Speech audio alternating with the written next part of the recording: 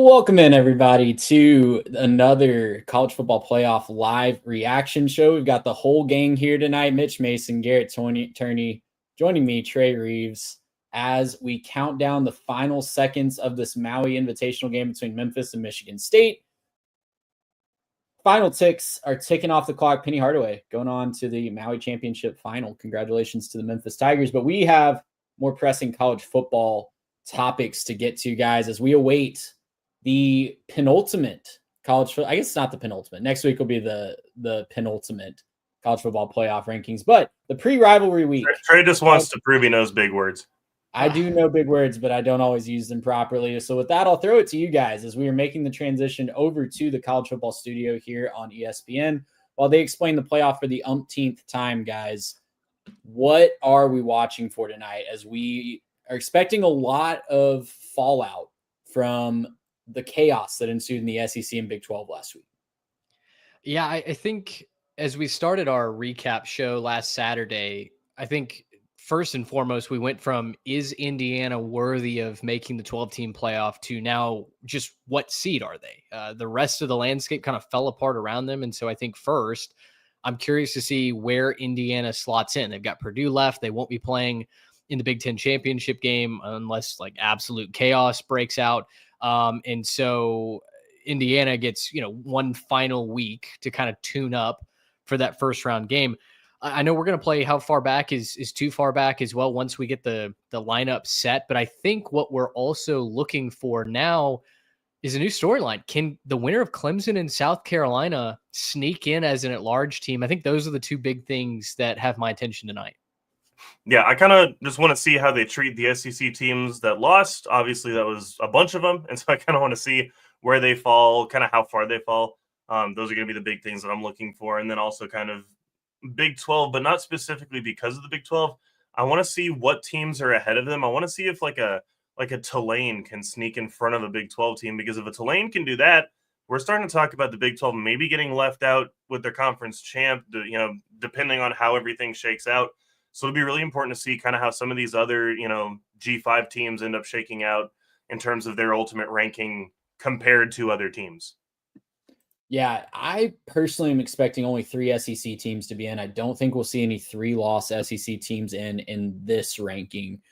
Chaos could ultimately reign this week, though, as it's rivalry week, and we all know that crazy things happen on rivalry week. There's going to be some unexpected upsets, just like we saw last week. As we get the shot of the committee in the boardroom, that's obviously not live because, well, it does say earlier today. I guess I was going to call him out on that. But as we see sunshine in the background, but we're counting down the moments until the first portion of these rankings are released.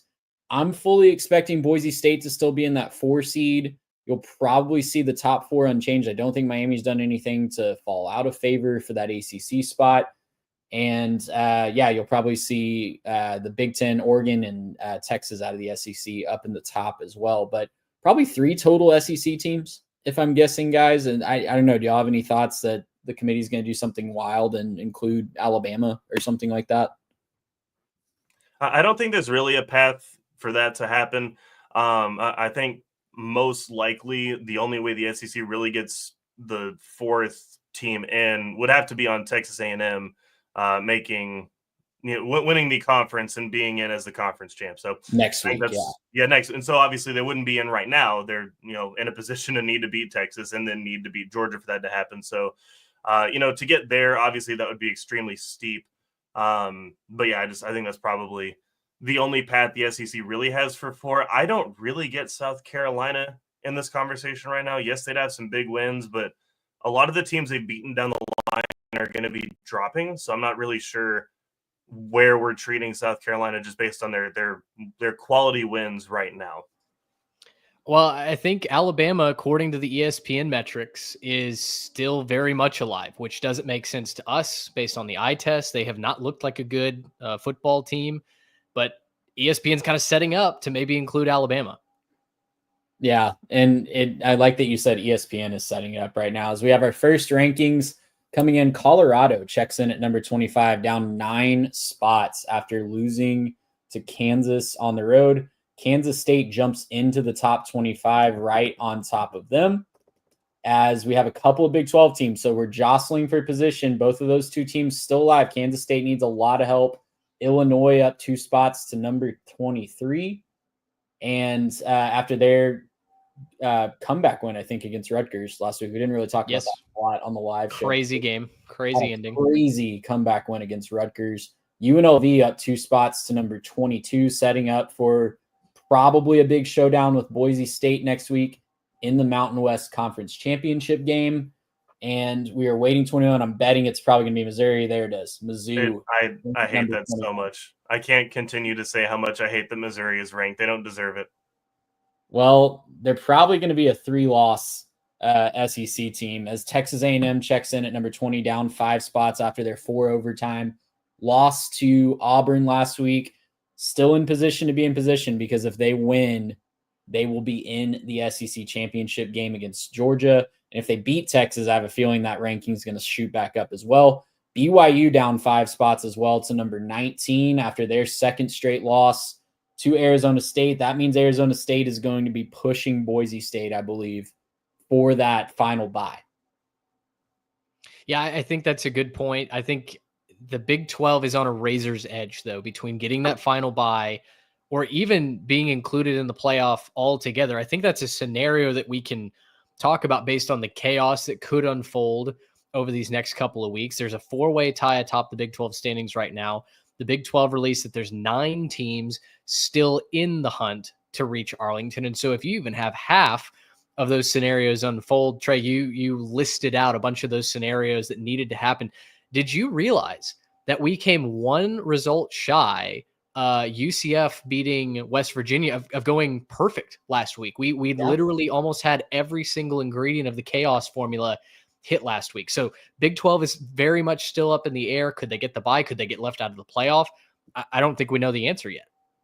Yeah, you're absolutely right. It's going to be interesting to see how Army obviously dropped out of the top 25. We did see Tulane there. We had a couple come up while we were talking there. 18 Iowa State, 17 Tulane, 16 Arizona State. So right now, the Big 12 would be safe because I'm assuming Arizona State is going to be that top-ranked team in the Big 12. Mm-hmm. And they would be 1 spot ahead of Tulane, but that is a precarious position if someone is to take a tumble here over the last couple weeks. 15 so South Carolina, 14 Ole Miss, down 5 spots. So Ole Miss will be out of these rankings. South Carolina knocking on the door. I think we're going to see Clemson right here at 13 or even at 12, guys. So my take on Saturday night, looking like it's going to be wrong that Clemson was not in contention for an at-large bid. Well, and there's Alabama at number 13. So, yeah, Clemson is going to be in the field, in the top 12 at least right now. And that all of a sudden with Clemson inside the top 12, South Carolina inside the top 15, it's really looking like the winner of that game is going to make the college football playoff, which at the beginning of the year when South Carolina was finding every possible way to lose ball games, it didn't feel like they even had a chance at the postseason. But give Shane Beamer credit. He's gone on a run. He's gotten his team together. They have figured out how to win, and they put themselves in a position where if they can go on the road one more time and knock off a Clemson team that, you know, our friends over at Always Talking Ball, they released a video this week. They don't think Clemson deserves to be into the playoff. Committee maybe disagrees a little bit with them, and this final game will provide a quality win that I guess will solidify a playoff resume. Well, Clemson will be out, the first team out if they're sitting there, and they're sitting there at 12. So they will be the first team out of this iteration because you will have the Big 12 champion jumping in to take that 12 spot.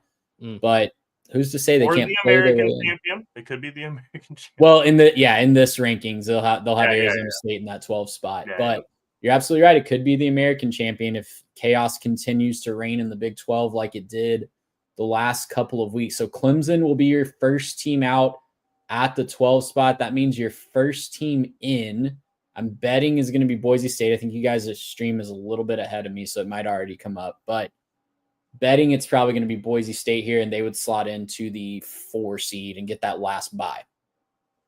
It is Boise State that just got in. Boise State's in an interesting position because, Trey, remember early on we predicted it would be Boise State, UNLV. But the story through the majority of the Mountain West Conference play was that UNLV actually didn't control their destiny to the conference championship game. Colorado State did, but into the wee hours of Saturday night, Colorado State fell to Fresno State. So now we're back on schedule for Boise State UNLV Part 2. I think UNLV being as high as they are really helps Boise State feel confident that if they win that game, their conference championship game, they not only are obviously in the playoff, but also have a very good chance at potentially earning one of those 4 byes. Yeah, going to have a couple wins. In that scenario, they would have a couple wins over the top 25 team. Let's take a look at the top 10. Indiana down 5 spots to number 10. That's about where I was predicting on the Saturday Night Live show that they would be falling right on that bubble, but on the correct side of that bubble. I think that's a good decision from the committee. Keep the 10-1 Indiana Hoosiers in, and look at SMU up 4 spots to number 9. If the playoff was held today, the ACC would get 2 teams in, guys. It's awesome. It's awesome to see. Now, Garrett, I'll pitch this to you because we were talking this through. Miami's probably going to come through here at 8. I'd imagine maybe they've moved up a couple of spots. I still think this sets up for one ACC team, the loser of SMU Miami, to get bumped. I don't know if Clemson would do the bumping if they beat South Carolina, but it still feels like it's a little precarious. Yeah, right now the SEC is the problem. The SEC doesn't really have a path to 4 outside of kind of what I talked about is A&M winning out. And so I think if the SEC only gets 3, I think you can make the case that the ACC should get those 2 because SMU Miami are extremely good teams. They've both got, I know Miami's got the not so quality loss with Georgia Tech, but SMU's only lost to BYU, and that's a very good BYU team.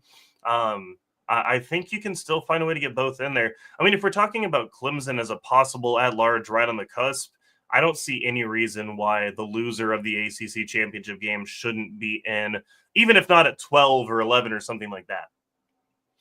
Georgia in at number 7, up 3 spots. I believe that would mean that they are hosting a first-round game. Tennessee in at number 8, back in the field after being dropped last week as well. So there's 2 of your 3 SEC teams. Texas will likely remain number 3 as they head into their big matchup in College Station this week, guys. And you're absolutely right. We are just in a position right now where, and there's Miami coming in at number 6. So the second, doing absolutely nothing, finding their way up to 6. Whatever. Well, but they do only have 1 loss, right? And 1 loss in a power conference is a really good resume this year. Right. Strength of schedule, as it's flashing up on the screen right now, is 59th, and they have a tricky game at Syracuse this week. That is not a gimme in the JRA Wireless Dome up in upstate New York. But the offense has started to click. They had their oopsie game a couple weeks ago at Georgia Tech. I heard some podcasts trying to spin that as not a bad loss. That was a horrendous loss, the way that they lost to Georgia Tech. If they're trying to spin that as not a bad loss, they didn't watch the game. They got manhandled on the lines of scrimmage by a team that they had no business losing to.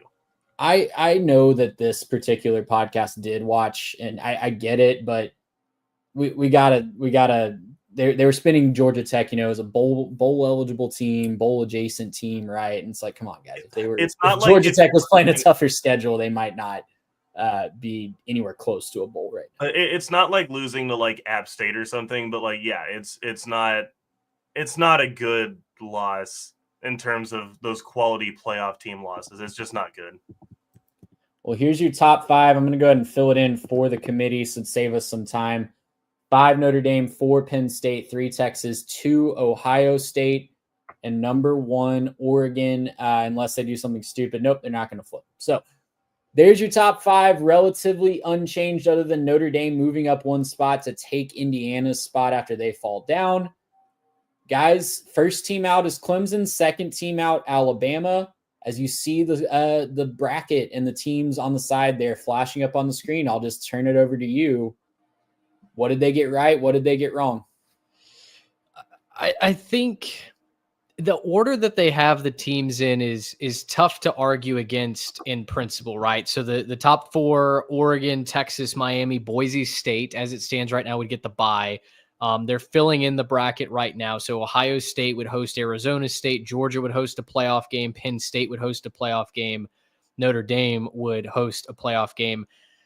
Yeah, so you'd have Georgia hosting Tennessee, Penn State hosting Indiana, Notre Dame hosting SMU. I don't necessarily think that there's anything wrong with the ratings as they are. What I am concerned about is I don't know that teams like Penn State and Tennessee have necessarily earned where they are in the ratings, right? Penn State is 6 seed. They don't have any quality wins. Tennessee, they may be the least impressive playoff seed in the field right now. The offense just goes completely dormant for entire halves of football, namely the first half. And the defense has certainly played better than I think many people expected them to this year. Certainly an improvement from last year. But with as lethargic as that offense is, Bill Connolly said that Texas A&M is basically a souped up version of Kentucky. I feel like that's Tennessee to me. Tennessee is Kentucky with some more explosive playmakers. I feel like if there's one playoff team that I just look and go, I don't think you're like the rest, for me, it's the Volunteers.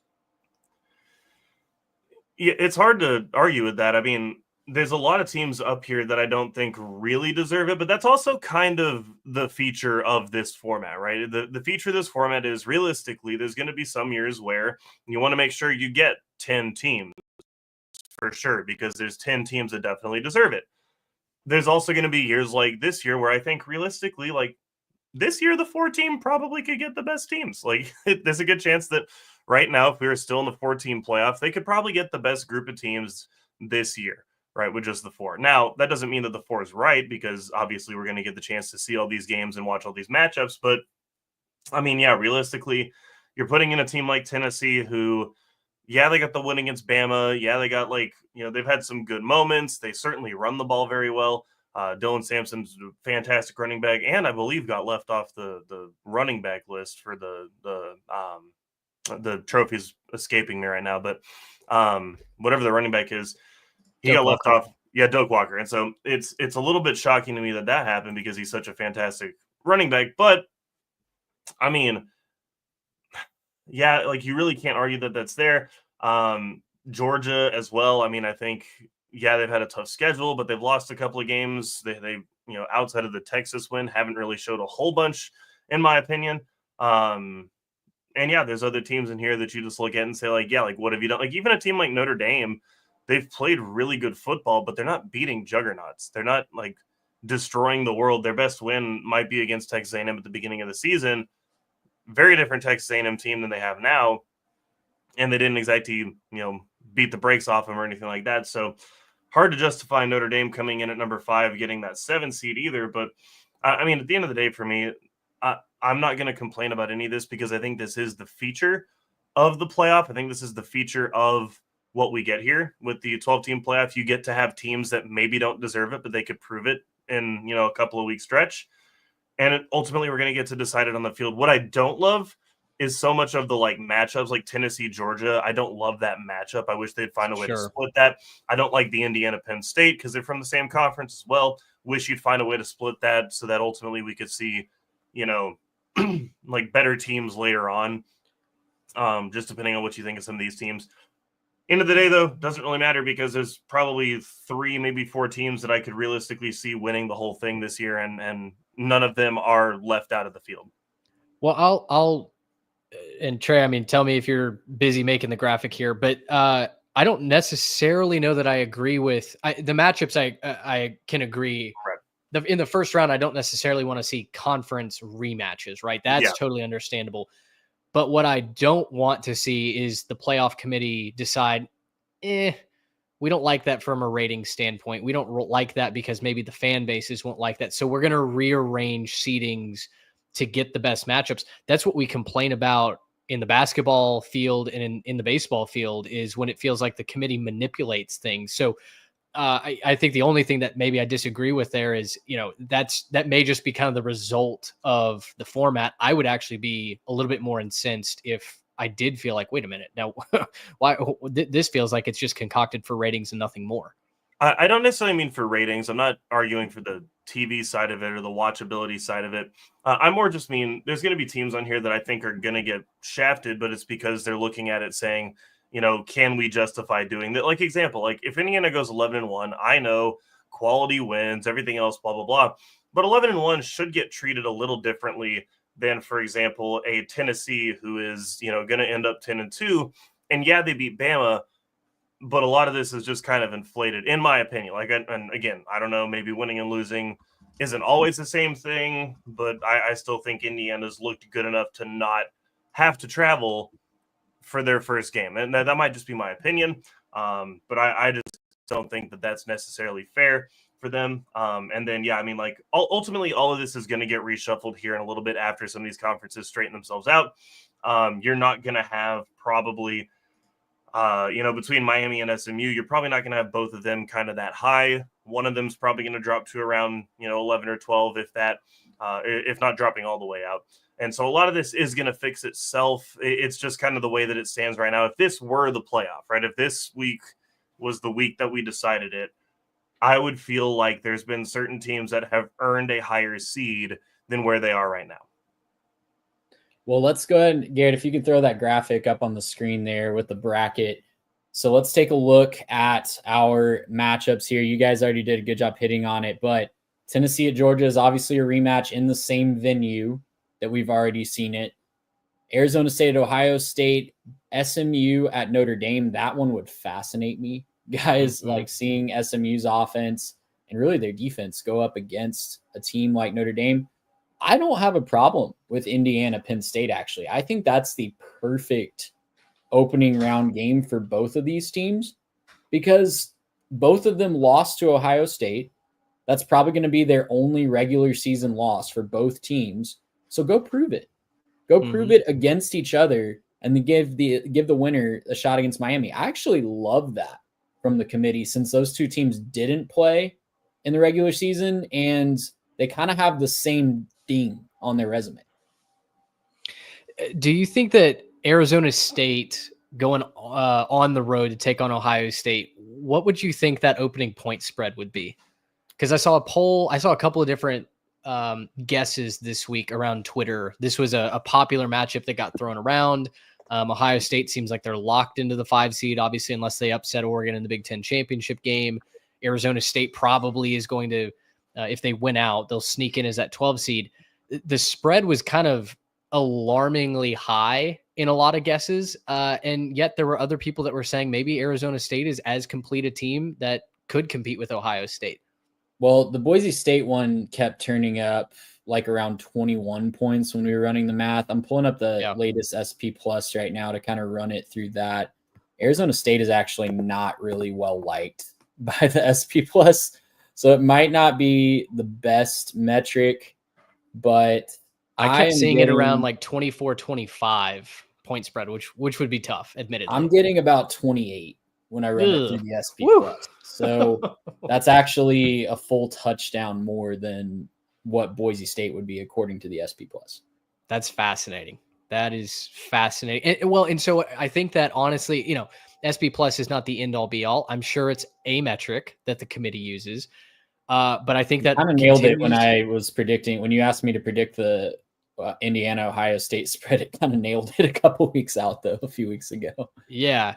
It I think continues to add fire to this idea that maybe the Big 12 champion is not an auto lock into the playoff. And I don't know if you want to unpack that kettle of worms, if you want to play how far back is too far back, but there's a lot that feels like it's bubbling beneath the surface heading into rivalry week. Yeah, I would love to play a little how far back is too far back. So cool. I've got the doc here. I've got the teams a little bit further back down the rankings here.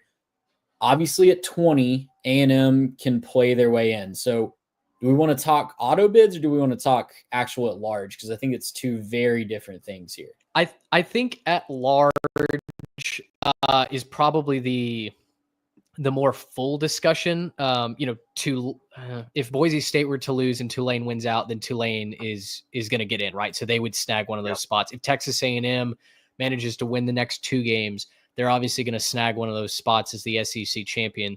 I think the more interesting discussion is those at large bids, given what could still happen, right? I mean, you've got Tennessee that plays a plucky Vanderbilt team in a rivalry spot. that Vanderbilt team is going to be motivated as heck to end Tennessee's season, right? Boise State, we talked about them, and UNLV, Clemson taking on South Carolina, Alabama. Is there a way they can play their way in? So I'll turn it back to you guys. Like, where does your eye maybe naturally fall as, okay, teams below this mark have no chance at getting an at-large bid?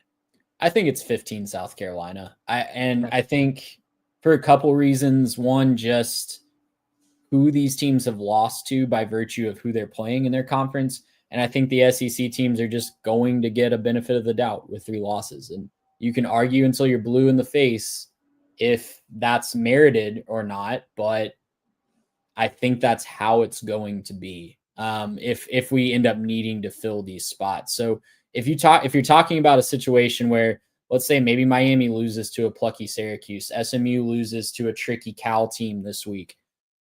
What if Indiana loses the old Oak and Bucket game against Purdue? I don't think that's possible because Purdue is really, really bad, but it's a rivalry game. Anything can happen. If we're needing to backfill, I really don't see it going past South Carolina. And even for South Carolina, they've got to get an upset win on the road against number 12 Clemson this week. So if we're talking at large, obviously Arizona State's in the driver's seat to get an auto bid, and there's a lot of things to work out with the Big 12 there. But at large, I really don't see them reaching down past South Carolina because you're creating a firestorm by taking a team with some very questionable losses over a 3-loss SEC team at that point. I definitely agree with that. The question I wanted to ask with this, and this is what immediately popped into my mind when we saw those rankings come out, but there's that middle group of Big 12 teams kind of around Tulane. Do we think there's anything that some of those Big 12 teams can do? You know, obviously winning the conference is a big deal, but the committee's currently put Tulane above some of them. What do they have to do to end up making it if they were to win the conference? Or is it truly Arizona State or bust for the Big 12? I don't know.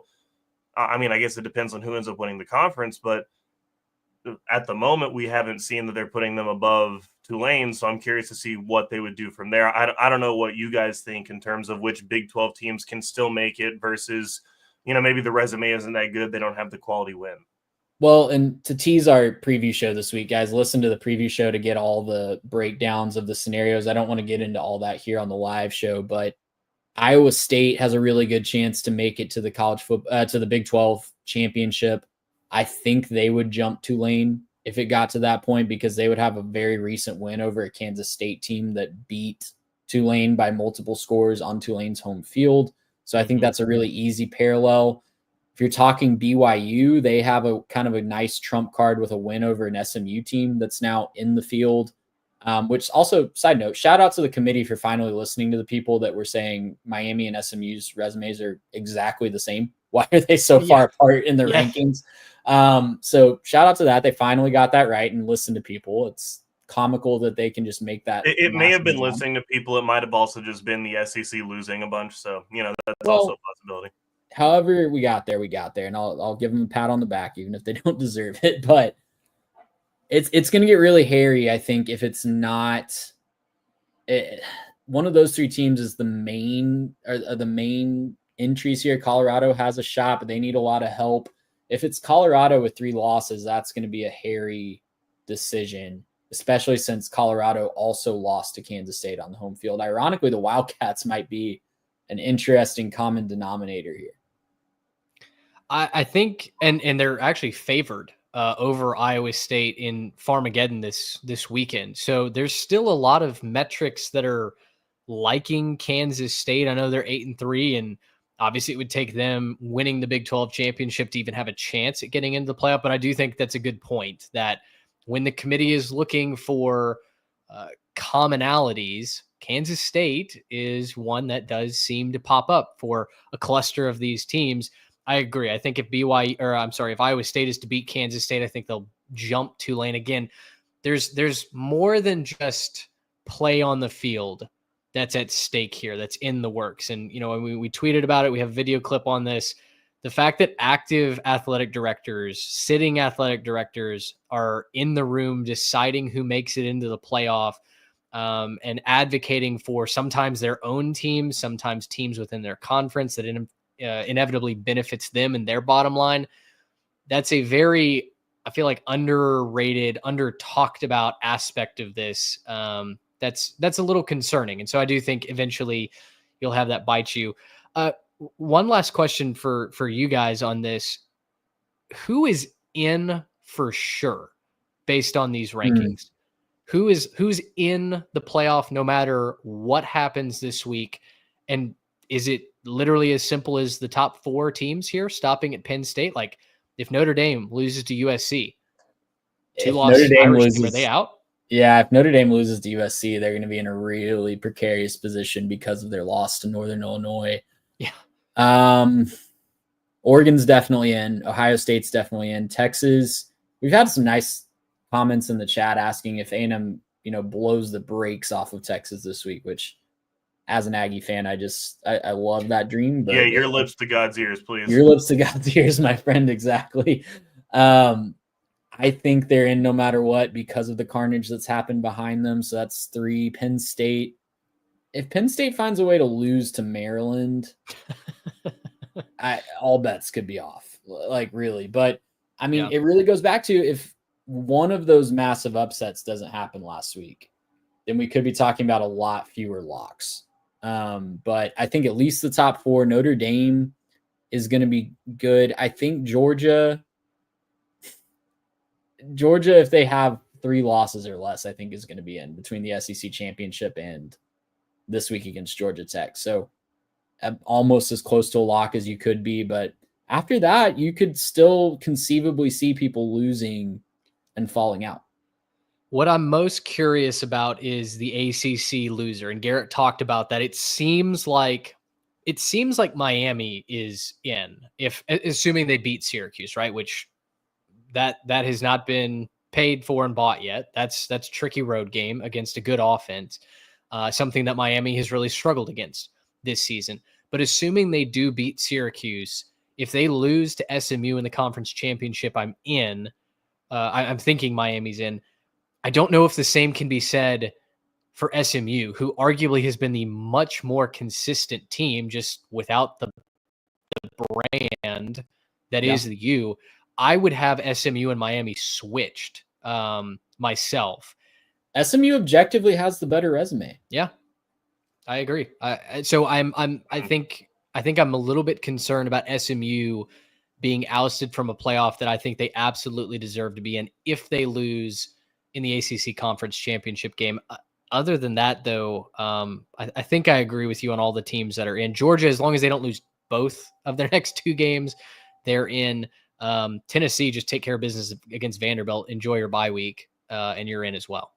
Yeah, I think if we're not just going to auto sim assumed, outcomes, and we're just going to say, let's assume that for these teams, everything possibly goes wrong. I only think the top 3 are safe right now. I think outside of, Oregon, Ohio State, and Texas, I don't think anybody is truly safe. I think, look, Miami losing out is a problem for them.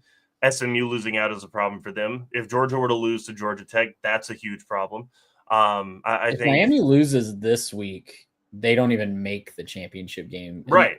So that is a massive problem. Yeah, and I don't think 10-2 for Miami without the championship appearance, I don't think that gets them in. I think they're one of the first left out. And so I think there's no team that I can say with certainty, yeah, they're definitely in outside of those top 3. If Texas loses to A&M, they'll be 10-2.